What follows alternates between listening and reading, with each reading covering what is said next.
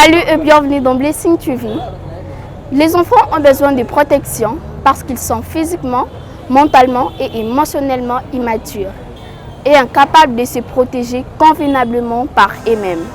Nous voici dans les installations de la police nationale congolaise au sein de son unité spécialisée pour la protection de l'enfant, dans le cadre de l'émission Point de vue de l'expert, qui est une émission dans laquelle nous approchons les spécialistes pour avoir des réponses précises et des questions précises pour un but précis.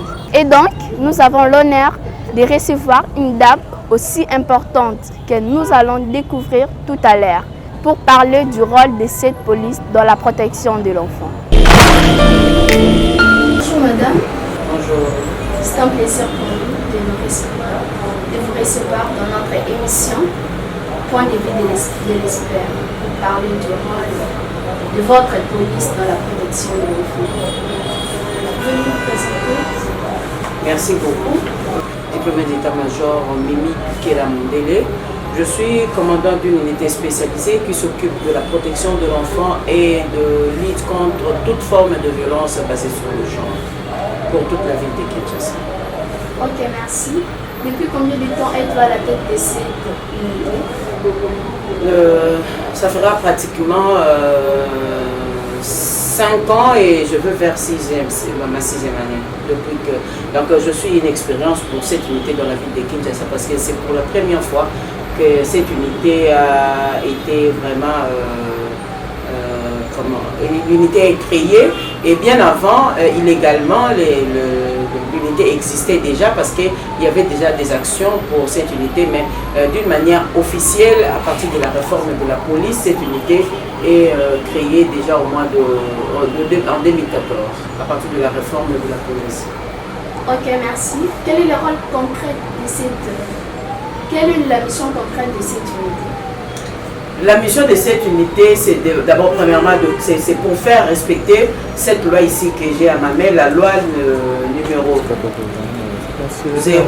09, ça, la loi portant protection de l'enfant, dans la loi numéro 09/001 du 10 janvier 2009 et portant protection de l'enfant. En premier lieu, par rapport à la protection de l'enfant, nous avons la responsabilité de faire respecter cette loi ici. Et en deuxième lieu, nous avons l'obligation de faire respecter le droit de l'homme et tout respect du droit de l'enfant et lutter contre les violences basées sur le genre.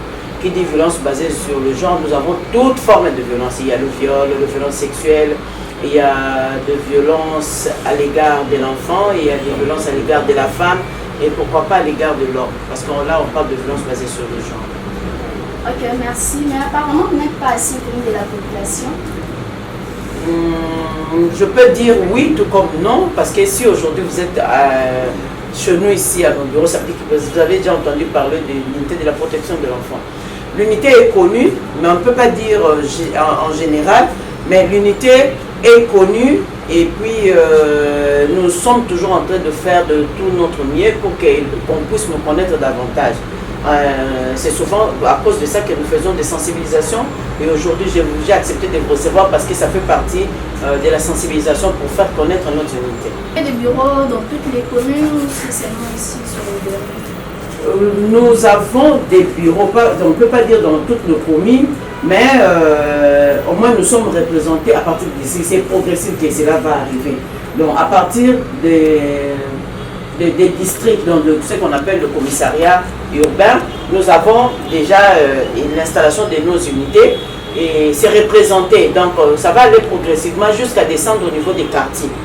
Donc l'unité doit être représentée partout, mais jusqu'à ces niveaux, il y a au niveau provincial que l'unité est là et implantée au niveau de chaque territoire. Donc comme on dit, le commissariat urbain, l'unité est représentée.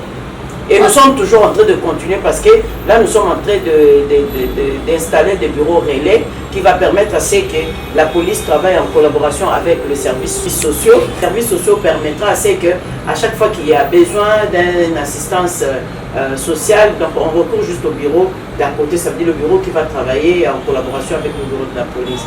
On a appelé ça le bureau relais. Nous sommes en train d'installer ces genres de bureaux. Ça peut être près à peu près combien de temps? Disons, le travail déjà d'installation va commencer au mois de mai.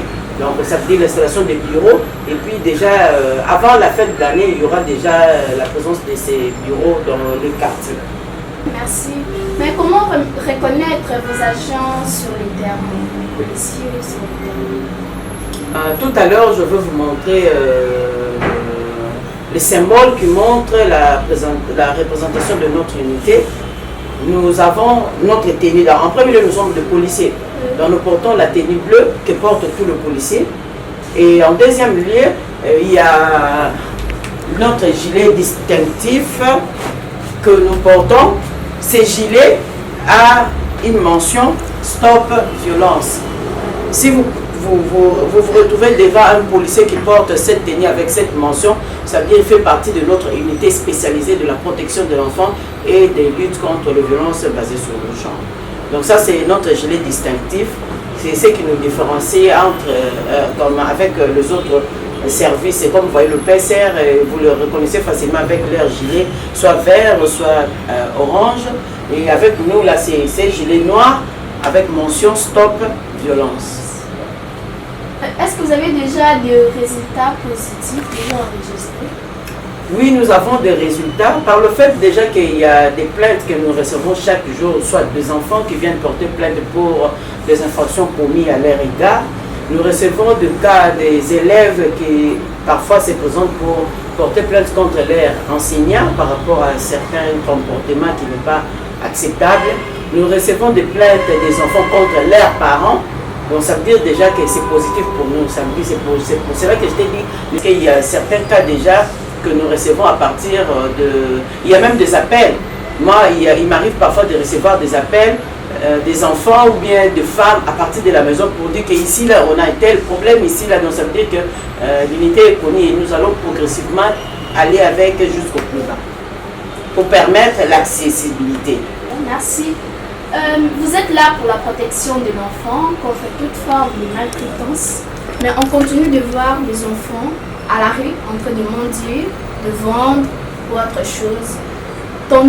Ils ne sont pas inquiets et leurs parents ne sont pas interpellés. Pourtant, c'est punissable par la loi. Comment oui, effectivement, c'est punissable par la loi. Et nous avons l'obligation aussi d'interpeller ces parents qui abandonnent leurs enfants. Mais il y a aussi des cas que vous devez savoir, tous les enfants ne sont pas abandonnés par les parents. Il y a de ces enfants qui ont été influencés par leurs amis pour fuir la maison, qui parfois sont recherchés par leurs parents, mais à chaque fois qu'on le reprend, ils retournent encore dans la vie habituelle, donc dans la rue.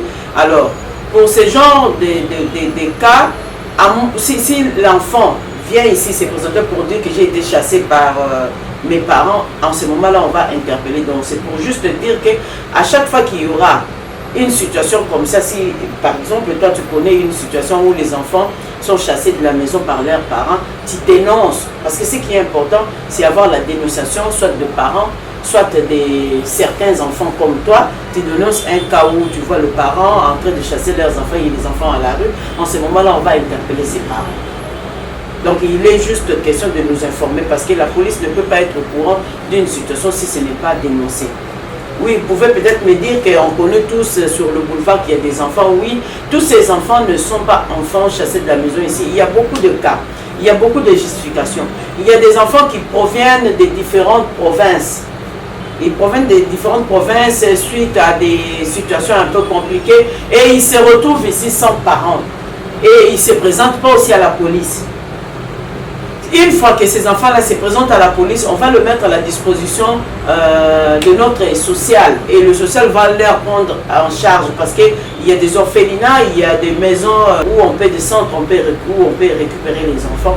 Donc ces enfants-là ne se sont jamais présentés à la police.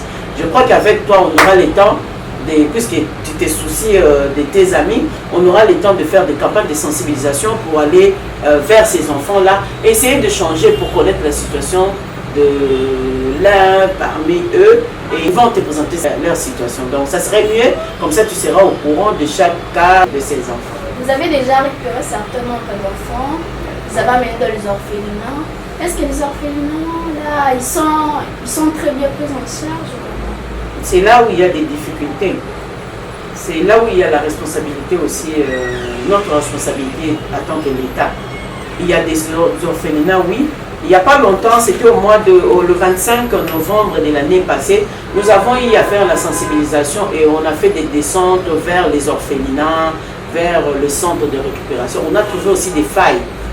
On a trouvé des failles et nous avions même pris la décision d'interpeller chaque responsable parce que lorsqu'il crée des centres, il devait répondre aux normes parce qu'il y a des lois qui donnent des normes, comment un centre peut se présenter, comment un orphelinat peut se présenter, comment dans des endroits où ils gardent des enfants. Le comble, c'est que tellement que la plupart des centres se présentent comme privés. Donc on n'a pas vraiment la même mise sur eux. Mais nous, en tant que responsables, nous pouvons faire des descentes et voir ceux-là qui ne répondent pas aux normes, les interpeller. Il y a beaucoup d'enfants que vous trouvez sur le boulevard. Si vous leur posez des questions, ils vous diront qu'ils sont dans des centres. Ils sont dans des orphelinats et ils sont dans des familles d'accueil.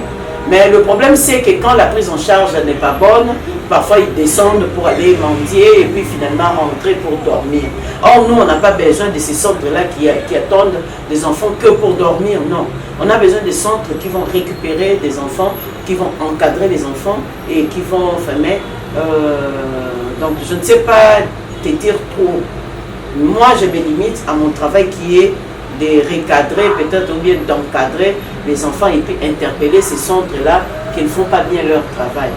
Parce qu'il y a ces centres qui récupèrent les enfants, mais qui donnent encore du boulot à ces enfants. Or, les enfants ne sont pas censés travailler pour manger, non.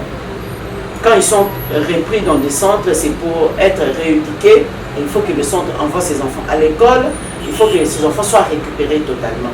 Et non aller dans les centres pour commencer encore à aller travailler. Même ces comportements de conduire les aveugles et tout ça, en principe, ce n'est pas autorisé. On ne doit pas prendre un enfant dans les centres puis les envoyer aller conduire des aveugles. Ça, c'est encore donner du boulot aux enfants. Est-ce que vous faites des enquêtes? Oui, oui. Quand je t'ai parlé des descentes, qui dit descente chez nous, ça veut dire aller faire des enquêtes pour voir quels sont ces centres-là qui travaillent normalement et à qui on peut faire confiance parce qu'on doit voir leur capacité d'accueil et les conditions d'hébergement. Voilà. Donc nous faisons des enquêtes pour connaître tout ça. Quelles sont les difficultés que vous rencontrez sur le... Première des difficultés, c'est la non-dénonciation des cas. Quand vous ne venez pas à la police pour dénoncer les cas, ça fait partie des difficultés. Parce que nous, pour bien travailler, on doit avoir différentes plaintes et on doit avoir plusieurs dénonciations, ça va nous donner du travail. Mais ça, quand vous ne dénoncez pas, quand vous essayez d'arranger, de trouver des arrangements à l'amiable pour tous les dossiers en rapport avec les enfants, en rapport avec le viol, là, ça nous donne des difficultés parce qu'on ne sait pas atteindre ces informations. Parlons du banditisme urbain, autrement appelé Kuluna, dans la ville de Kinshasa. Qu'est-ce que vous faites des mineurs arrêtés? Est-ce qu'ils sont-ils aussi transférés à Kanyamaka CC? Non, en principe, les enfants ne sont pas éligibles par rapport à Kanyamaka CC. Donc quand on récupère les enfants communément appelés Kuluna, on fait la sélection. On fait la sélection, ça veut dire à partir de police, ils vont voir qui sont Kuluna enfants, qui sont Kuluna majeurs. Alors le Kuluna enfant, on met à notre disposition en tant qu'unité spécialisée de protection de l'enfant. Et nous, à notre tour, on va faire le billet de transfert pour le mettre à la disposition du tribunal pour enfants. Donc c'est juste pour dire que les enfants ne sont pas éligibles pour Kanyamaka CC. Mais par contre, quand on récupère tout le Kuluna, on prend le Kuluna majeur, on le met à la disposition de la police qui s'occupe de transfert des Kuluna pour Kanyamaka CC. Alors des mineurs? Les mineurs, on le met à la disposition du tribunal pour enfants. Ça veut dire que nous faisons les transferts pour les tribunaux pour enfants parce que c'est le tribunal pour enfants qui est responsable de la décision pour tous les cas des enfants. La police n'envoie jamais un enfant au centre d'hébergement. La police récupère l'enfant et fait l'identification de l'enfant et puis il envoie l'enfant directement au tribunal pour enfants. Et il y a des articles qui parlent de ces pasteurs qui déclarent enfants sorciers. on va le traiter de la même manière que leurs parents qui acceptent que leurs enfants sont sorciers. Parce que jusque-là, dans notre pays, il n'y a pas des articles ou bien des lois qui condamnent la sorcellerie. Donc, ce n'est pas connu d'une manière officielle. Alors, tout parent qui déclare son enfant sorcier est normalement condamnable par rapport à la loi. Et le pasteur qui déclare les enfants sorciers, on les interpelle et on les met à la disposition de la justice pour la punition, selon la loi. Parce que ce n'est pas officiel déclarer un enfant sorcier, c'est punissable par la loi. Ok, merci. Est-ce que vous faites aussi connaître les droits et les devoirs des enfants annoncés par la Convention aux adultes ou aux enfants? Est-ce que vous le faites? Oui, on a la possibilité de le faire, comme maintenant, là, je suis en train de préparer des journées portes ouvertes pour les enfants. Et c'est par rapport à ces journées portes ouvertes, on donne la possibilité à tous les enfants de poser n'importe quelle question. Et à partir de ces questions, nous aussi, on a la responsabilité de leur parler de la loi, des conventions, on leur parle des devoirs et le droit. Donc on profite de telles journées, des occasions comme ça pour échanger avec les enfants et puis leur donner l'information. En dehors de la journée porte ouverte, nous faisons aussi, porte ouverte plutôt, nous faisons aussi des sensibilisations du genre porte à porte et nous descendons jusqu'au niveau des écoles pour donner l'information. Donc, il dit information, doit leur parler de la loi portant protection de l'enfant, leur parler des conventions, et de parler des chartes. Donc, c'est à nous de faire. Donc là, ça fait partie de la sensibilisation. Ok, merci. Comment vous contactez si au cas d'un problème ou quelque chose?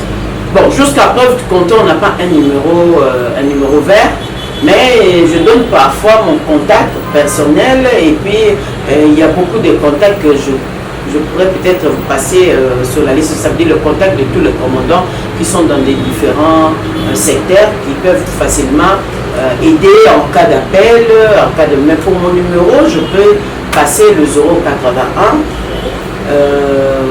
76 530 et 30 à la fin. Ça, c'est mon numéro.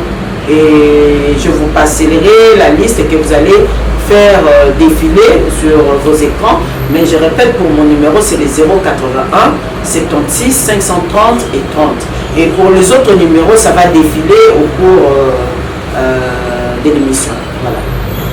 Ok, merci. Avec le mot de la fin? Le mot de la fin, je demanderai à tous les enfants qui auront la chance de suivre l'émission de notre petite Blessing et qui parle de la protection de l'enfant, des intérêts de l'enfant, de chaque fois dénoncer, à chaque fois qu'il y aura une situation à l'école, dans la famille, dans les quartiers. Et c'est en dénonçant que vous aurez facilement la chance d'atteindre la sécurité de la police de protection de l'enfant. Donc, ayez l'habitude d'appeler au numéro que je viens de donner et aux autres numéros qui vont défiler sur la bande. Donc, ayez l'habitude de dénoncer tous les cas. Là, c'est ça la meilleure façon d'être en contact facile avec nous. Et c'est comme ça que nous allons facilement avoir la possibilité de vous atteindre ou bien d'intervenir à votre situation. Merci. Vous avez suivi notre entretien avec Major Mimi. Vous avez donc compris qu'il y a beaucoup d'efforts à fournir dans ces domaines et cela vaut la peine, car seules les signatures des accords, conventions ne suffisent pas. Il faut les appliquer et les respecter. À tous qui nous suivez, veuillez vous abonner dans notre chaîne YouTube Blessing KBL TV pour faire le travail ensemble. Merci et à la prochaine. Merci. Donc je te souhaite une bonne chance et beaucoup de courage par rapport à ces domaines ici de lutte contre les violences contre les enfants. Et notre police est totalement ouverte. À tout moment, tu peux passer. Si tu as des informations qui nécessitent, si tu as plutôt des questions qui nécessitent notre intervention, donc nous sommes très ouverts par rapport à ton émission et par rapport à tous les enfants. Merci. Merci.